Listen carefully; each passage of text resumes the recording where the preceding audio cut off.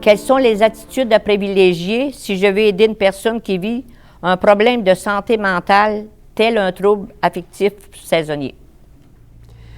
Quand on est des proches de la personne qui souffre de ce genre de problématique-là, on parle de trouble affectif saisonnier, dépression saisonnière, c'est sûr que, bon, dépendant de l'intensité que ça prend, la préoccupation peut être plus ou moins grande. C'est sûr que quand on est rendu au point où les gens ne peuvent plus aller travailler, s'isolent, sont plus irritables, puis commencent même à avoir des idées noires, là, les gens sont inquiets, ne savent pas toujours quoi faire.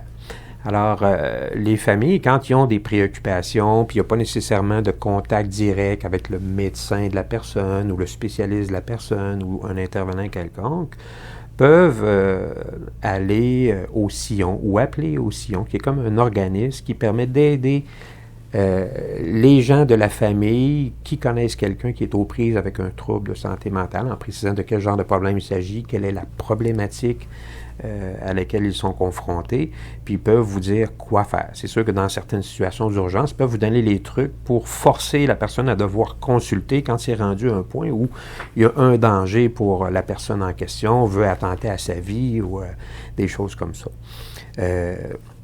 C'est sûr que quand la personne est réceptive, réalise que ça ne fonctionne pas bien, etc., alors que les gens de la famille puissent les orienter vers soit des organismes communautaires ou les orienter vers le médecin de famille pour qu'il puisse initier la prise en charge, ou s'il y a déjà un suivi par un médecin spécialiste, bien, s'arranger pour qu'on soit capable d'être avisé que les choses vont moins bien, puis parfois d'essayer d'encourager la personne à venir consulter. On peut rarement forcer la personne à venir nous voir à notre bureau, sauf si c'est vraiment un danger immédiat pour la personne, donc une menace de suicide immédiate ou même de vouloir blesser ou tuer quelqu'un d'autre, là.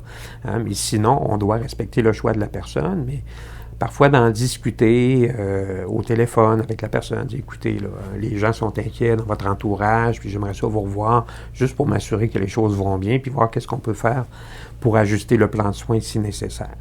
Il y a des organismes communautaires aussi qui peuvent parfois être suggérés aux patients. Hey, ça te ferait du bien, mettons, d'aller faire un petit tour. Comme à Beauceville, on a le Murmure. Alors, si les gens vont là, puis les intervenants sur place réalisent qu'il y a des choses qui vont moins bien, alors à ce moment-là, peuvent vous donner des trucs pour essayer de vous aider à vous reprendre en main. Ils peuvent même vous suggérer, ben, ça serait bien que tu retournes voir ton médecin ou que tu en parles à ton intervenant social pour qu'eux autres puissent initier les démarches, là. Parce qu'il y a toujours une porte de sortie qui est possible. Ça, c'est très clair, puis autre que le suicide quand c'est rendu dans des cas extrêmes. Il y a toujours une façon d'aider les gens, et on est là pour ça. C'est notre travail, puis c'est pas un message là, nécessairement subliminal, c'est vrai. Hein, les gens qu'on voit, on finit toujours par trouver une solution pour essayer de les aider à s'en sortir. Parce que dans des situations comme ça, souvent, eux, n'en voient plus souvent d'espoir ou de solution. Alors, c'est aux gens de l'entourage de leur envoyer le message d'espoir.